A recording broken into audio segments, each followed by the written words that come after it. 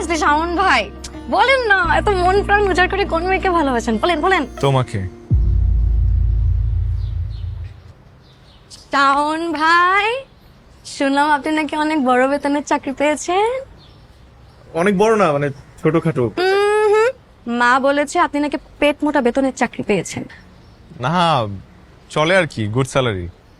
আজকে কিন্তু আপনাকে ছাড়ছি না। ট্রিট দিব তো। আরে ধুর, ট্রিট কার লাগবে। শুনেন, আজকে আপনি আমাকে বলবেন। কি বলবো?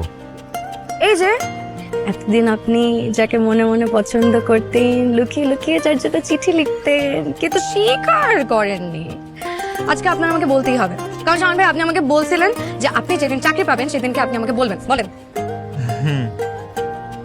কি? আরে লজ্জা কেন পাচ্ছেন শাওন ভাই? আমি আপনাকে 2 বছর ধরে চিনি।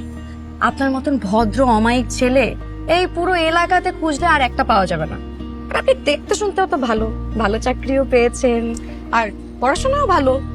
আপনাকে যে মেয়ে বিয়ে করবে শাওন ভাই, ওই মেয়ে তো চাঁদ কপাল। তুমি কি যে বলো না।